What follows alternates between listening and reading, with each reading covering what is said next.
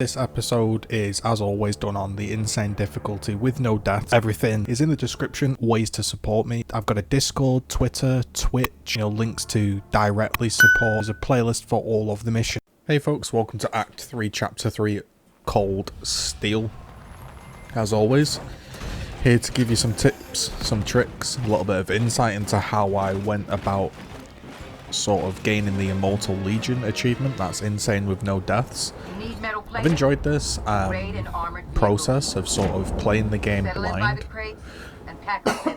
and really just trying to do a difficult achievement. It's been a while since I've played a game like that. The last one I would say is like Sekiro. I'm not going to say this is on the level of Sekiro in terms of difficulty, but it is there in its own way, and I enjoyed definitely doing it, and it feels great once you finish the mission. It really does. So what I did initially was I pushed a scout as far as can go. That was a sprint that picked up a case to give a nimble, which gives one extra action point, which lets me get in the circle, and everybody else went off to the left hand side pretty much. As always with these like control based missions, trying to get into the circle early is just better. There's no way about it. Just because I almost called them the animals. The animals haven't landed yet. No, the the locusts haven't landed.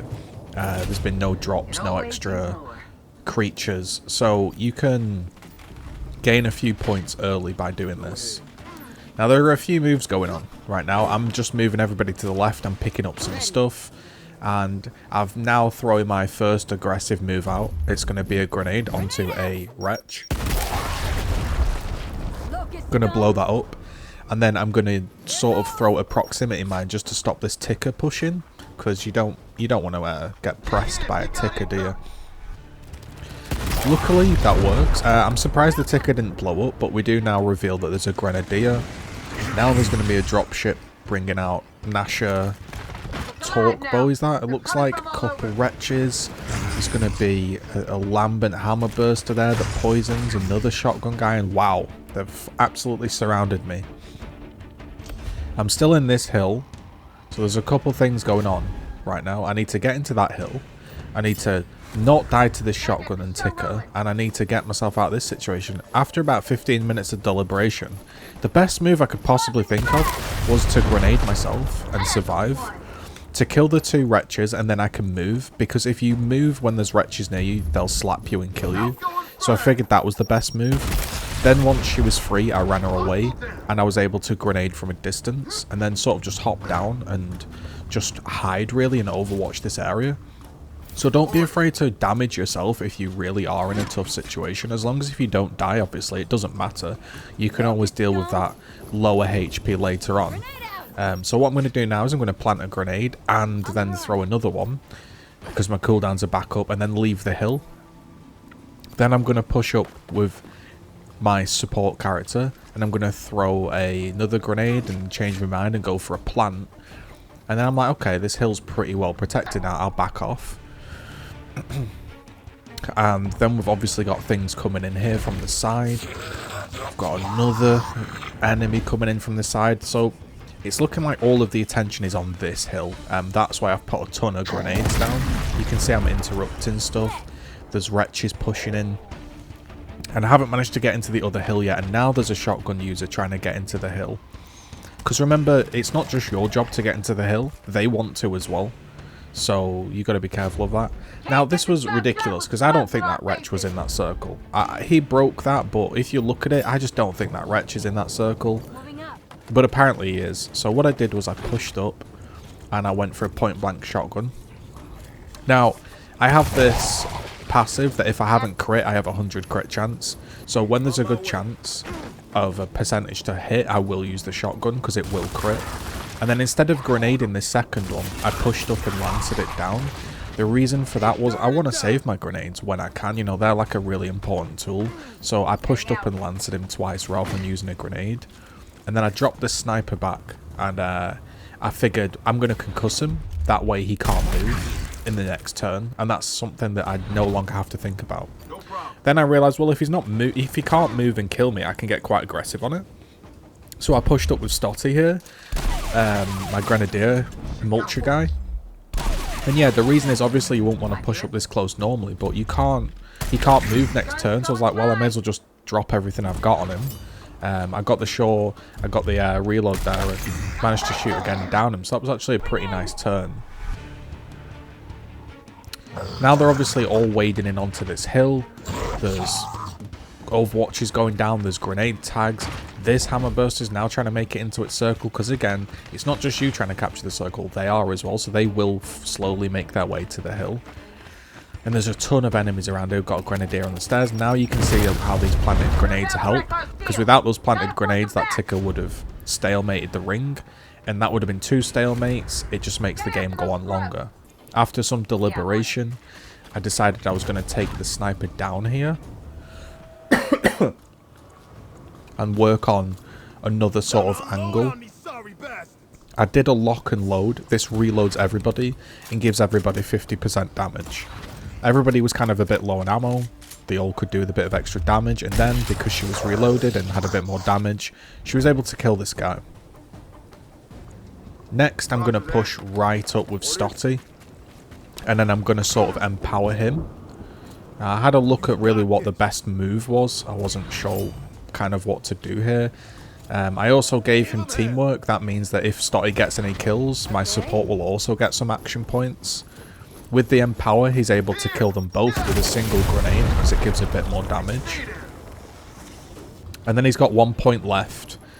Couldn't do much, but due to the teamwork giving the support an extra action point, he can now throw a grenade. And now all of a sudden what was looking like a bad situation is not looking too bad, so I just set up a load of overwatches just to make sure this Nasher guy doesn't break the hill.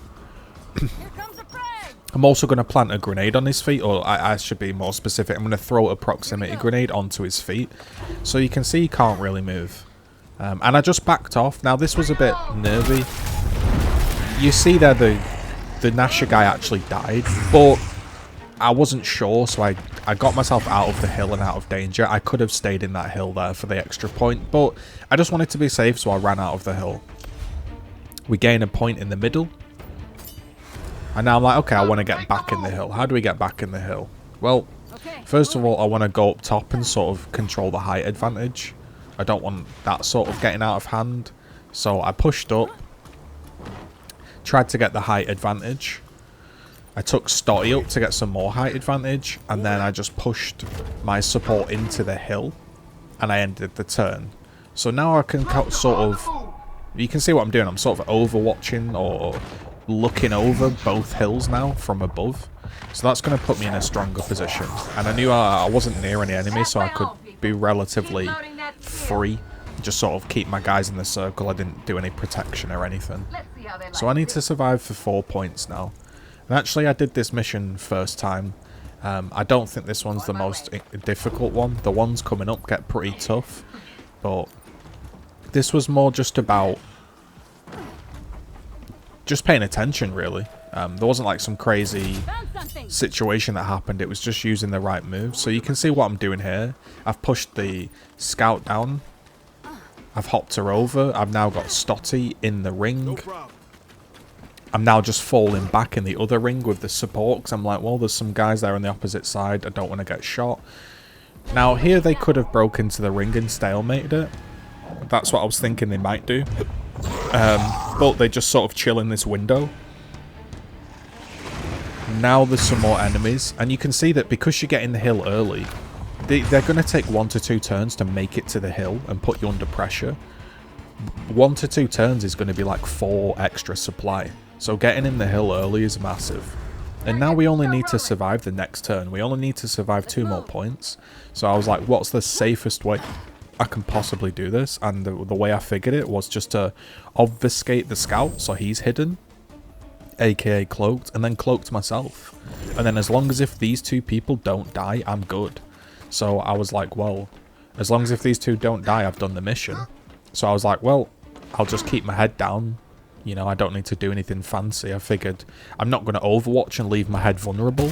So I just decided, well, I'll just shoot all the bullets and then see what happens and keep my head down, and then we've done the mission. So this one was pretty fast paced.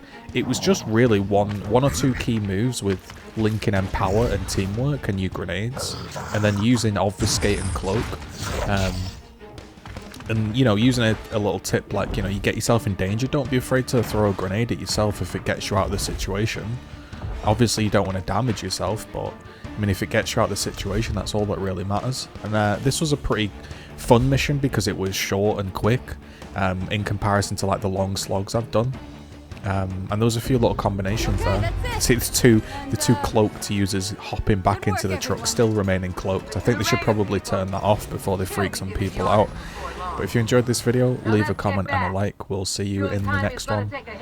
As always, check the links in the description to support and check out the playlists. Thanks very much.